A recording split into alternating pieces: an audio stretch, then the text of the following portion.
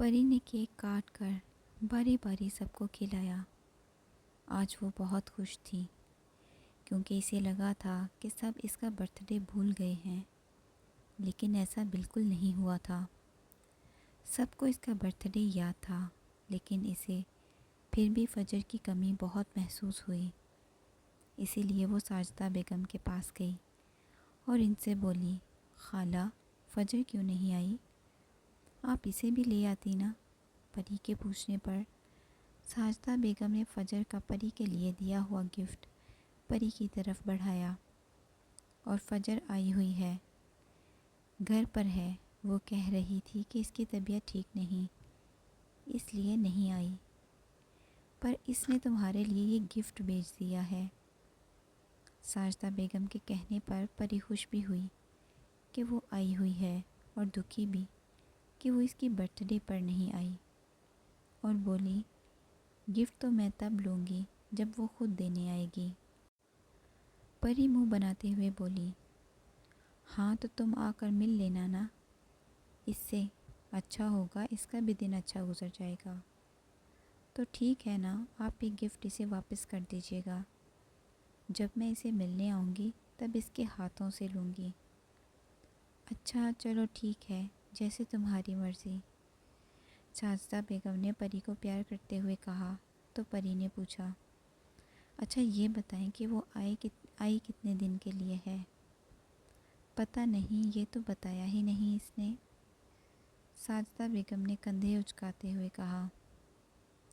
اچھا ٹھیک ہے، پھر میں سعد سے کہتی ہوں وہ مجھے واپسی پر وہیں چھوڑ دے۔ خوشی خوشی کہتی پری سعد کی طرف بڑھی، جس کا چہرہ دوسری طرف تھا، اور اس کا کندھا خوشی میں زور زور سے ہلاتے ہوئے بولی، سعد پلیز مجھے واپسی پر فجر کے گھر چھوڑ دو گے؟ کیوں بھائی، کیوں جانا ہے تم نے فجر کے گھر؟ کیا مطلب کیوں جانا ہے؟ اس سے ملنے کے لیے جانا ہے نا، اور اس کے ہاتھوں سے گفٹ بھی تو لینا ہے، لے جاؤ گے نا؟ خوشی خوشی بتاتے آخر میں اس نے لاڈ سے کہا۔ اچھا تو میرے سے گفٹ نہیں لینا کیا؟ سعد نے ابرو اچکا کر پوچھا، جس پر پری حیرت و خوشی سے بولی، تم بھی گفٹ دو گے مجھے؟ کیوں، مجھے دینا منع ہے کیا؟ نہیں منع تو نہیں، لیکن تم نے مجھے سرپرائز بھی تو دیا ہے نا، یہ بھی تو گفٹ ہی ہے۔ نہیں، یہ گفٹ نہیں ہے، گفٹ تو ابھی میں دوں گا، ہاتھ آگے کرو۔ سعد کے کہنے پر پری نے نا سمجھی سے اپنا ہاتھ آگے بڑھا دیا، جس پر سعد نے اس کا ہاتھ پکڑ کر خوبصورت نگوں والی رنگ اس کے ہاتھ میں پہنا دی، جسے دیکھتے ہوئے پری خوشی سے سعد کا ہاتھ پکڑ کر بولی، thank you thank you thank you so much. Saad اس سرپرائز کے لیے بھی اور اس گفٹ کے لیے بھی most welcome my dear wife.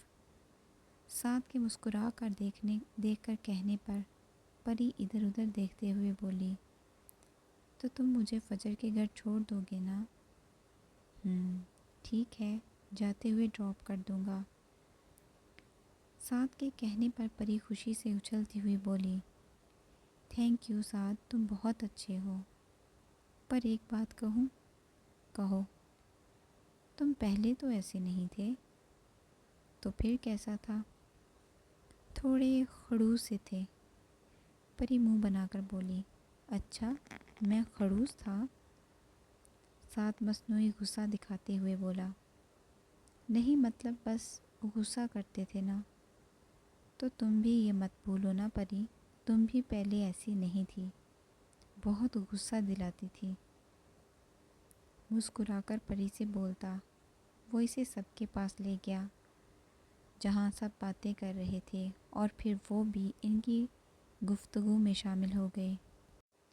آلیان اور فجر جنگل کے بیچ ایک ایسی جگہ پر کھڑے تھے جہاں ان کے پیچھے کھائی تھی، اور فجر آلیان کی آنکھوں میں آنکھیں ڈال کر اس سے بار بار ایک ہی بات کہہ رہی تھی، مجھے تمہاری ضرورت نہیں ہے، چلے جاؤ، اور کہتے کہتے اسے دھکا بھی دے رہی تھی۔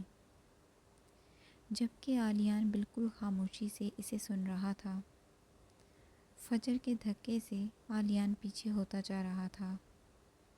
جب فاجر نے اسے ایک زوردار دھکا دیا اور وہ نیچے کھائی میں جا کر گر گیا۔ فجر نے اس کا ہاتھ پکڑ کر اسے بچانا چاہا، لیکن اس کا ہاتھ سلپ ہو گیا۔ آلیان فجر چیختے ہوئے اٹھی تھی۔ اس کا پورا جسم پسینے سے شرابور تھا۔ میں نے کچھ بھی نہیں کیا، میں نے تو کچھ نہیں، بے ربط جملے بولتی وہ کافی دیر تک حقیقت کی دنیا میں آ ہی نہیں رہی تھی، بلکہ ابھی تک خود کو اس بھیانک خواب کے زیر اثر محسوس کر رہی تھی۔ آخر جب کافی دیر تک خالی خالی نظروں سے ادھر ادھر دیکھنے کے بعد اسے یقین ہو گیا کہ یہ ایک خواب ہے، تو وہ منہ پر ہاتھ پھیرتی ٹیرس میں جا کھڑی ہوئی، لیکن اندر سے وہ اب تک بے چین تھی۔ اسے یاد تھا کہ آلیان کے جانے کے بعد وہ بیڈ پر لیٹ گئی تھی اور پھر اسے پتہ نہیں چلا کہ نیند نے اسے اپنی آغوش میں لے لیا۔ اچانک تیز ہواؤں کے ساتھ گرج چمک شروع ہو گئی، جس پر فجر کو مزید بے چینی ہونے لگی اور وہ اندر کی طرف گئی اور لینڈ لائن سے ساجدہ بیگم کو فون ملانے لگی، کیونکہ اب کافی لیٹ ہو گیا تھا اور اب تک کوئی نہیں آیا تھا۔ اس کے پاس اپنا فون بھی نہیں تھا اور لینڈ لائن سے فون ہو نہیں رہا تھا۔ پریشانی سے فجر ادھر ادھر کے چکر کاٹنے لگی جب چوکیدار بھاگتا ہوا اندر آیا، جو شاید آتے آتے بارش میں بھیگ گیا تھا، اور فجر سے بولا، فجر بی بی، وہ بیگم صاحبہ کا فون آیا تھا، وہ کہہ رہی ہیں کہ باہر ڈرائیور کھڑا ہے، آپ اس کے ساتھ ہاسپٹل چلی جائیں۔ ہاسپٹل کے نام پر فجر کی دھڑکن ایک دم تیز ہوئی اور اسے شدت سے کچھ غلط ہونے کا احساس ہوا۔ بمشکل اپنے حواس پر قابو پاتے ہوئے وہ بولی، ہاسپٹل کیوں جانا ہے؟ بی بی، وہ آپ کے شوہر آلیان صاحب جو آج آئے تھے، ان کا ایک ایکسیڈنٹ ہو گیا ہے۔ ابھی وہ کہہ ہی رہا تھا جب بہت زور سے بجلی چمکی تھی، اور فجر کو لگا جیسے اس کا خواب سچ ہو گیا ہو، جسے قدرت نے اس کی کہی بات کو سچ میں بدل دیا ہو۔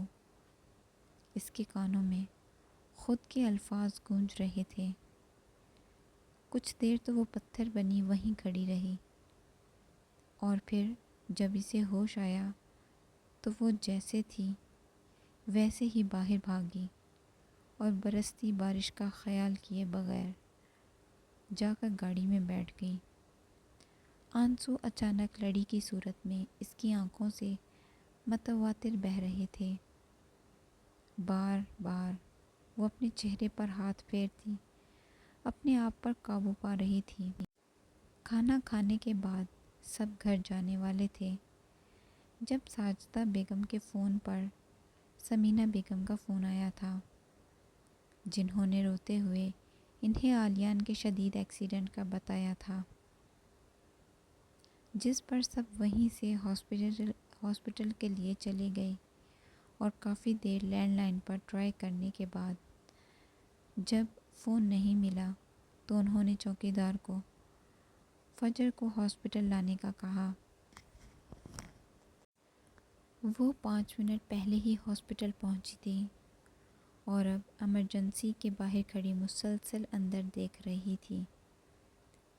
دل و دماغ بار بار سامنے نظر آتے منظر کو جھٹلا رہا تھا۔ آنسو بار بار سارے منظر کو دھندلا رہے تھے، جسے وہ بار بار رگڑ رہی تھی۔ دل سے بار بار یہ آواز آ رہی تھی کہ یہ سب اس کی وجہ سے ہوا ہے۔